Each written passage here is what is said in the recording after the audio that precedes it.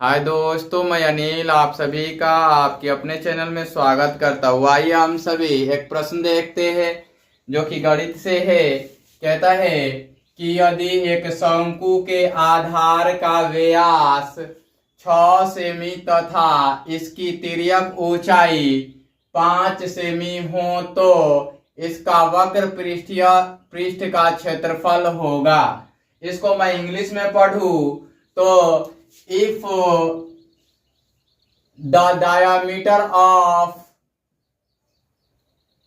the base of a cone is 6 semi and its यहाँ है लिख लेंगे या तथा करके ही लिखेंगे and its slant height is 5 semi then its curve surface area will be, ऐसा लिखेंगे। मैं आपको बताऊं कि एक शंकु होता है, शंकु ऐसे होता है ना, इस प्रकार से होता है और कहता है कि ये सर्कुलर होता है, आधार होता है तो इसकी त्रिज्या दी गई है ना, व्यास दी गई है। व्यास व्यास किसको कहेंगे? यहां से यहां तक के हिस्से को व्यास कहेंगे। कहां से कहां तक के? पूरे हिस्से को हम व्यास कहेंगे, इसको हम व्यास कहेंगे। ये व्यास दिया गया है 6 cm। तो इसके लिए अगर हम केवल और केवल इसकी रेडियस निकालने जाएं तो ये 3 cm होगा, ये 3 cm होगा ना, ये वाला पार्ट 3 cm होगा। और इसकी स्लांट हाइट अर्थात तिर्यक ऊंचाई कितनी दी गई है? 5 cm ये दी गई है। अब कहता है कि इसका कॉर्ड सरफेस एरिया निकालना है। तो कॉर्ड सरफेस एरिया होता है पाई आर एल और इस पे आप निकालेंगे तो स्लांट हाइट ही एल होती है और ये आर दी गई है ना। तो अब मान रखेंगे निकल जाएगा। तो आइए इसको दो अंकीय प्रश्नों के तहत बनाते हैं, बाकी इस कॉन्सेप्ट से बना सकते हैं। यहां लिखते हैं हम हल अर्थात सॉल्यूशंस, यहां दिया है अर्थात गिवन है ना। शंकु के आधार का व्यास अर्थात d is equal to 6 cm। फिर दिया गया है इसकी तिर्यक ऊंचाई, शंकु के या की तिर्यक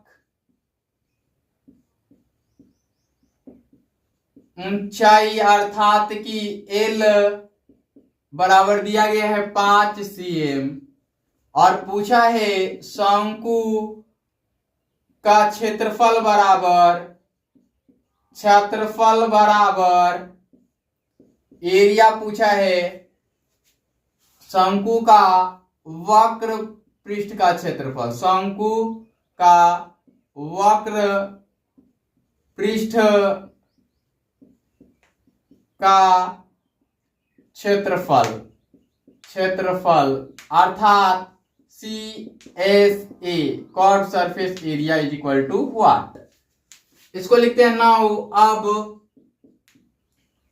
चूंकि शंकु का वक्र पृष्ठ का क्षेत्रफल, वक्र पृष्ठ का क्षेत्रफल CSA बराबर पाई आर एल है ना, या यहां CSA कॉर्ड सरफेस एरिया बराबर पाई का पाई ही रहने देते हैं, यहां पे पाई पूछा हुआ है। बाकी आप चाहे इससे पाई के टर्म्स में निकाल लीजिए, पाई का पाई रहा, आर का मान 3 हो गया और एल का मान 5 हो गया, तो ये हो जाएगा 15 पाई सीएम स्क्वायर। तो 15 पाई सीएम स्क्वायर कहाँ दिया है? बी में दिया गया है। अब यहां मान रखिए 22/7 या 3.14, आर का मान रखिए 3 और एल का मान रखिए 5 और सीएम स्क्वायर लिखिए। अब यहां गुणा कीजिए, 5 तिया 15 और 15 दूना 30 का 0 हो जाएगा, और 15 दूना 30 और 3 33, है ना। तो इस प्रकार से लिख सकते हैं आप, यहां से 0 और ये हो जाएगा 330, ऐसे ये हो जाएगा 15, 15 दूना 30 का 0 और 15 दूना 30 और 3 33 बटा में 7 सीएम का स्क्वायर, और यही इसका CSA बन जाएगा। ये 2 अंकिया में पूछ देगा, तब के लिए मैंने बताया, और बाकी ये आपके ऑब्जेक्टिव के लिए उत्तर हमने बता दिया है। ये वाला पार्ट हमने बता दिया है आपको, है ना।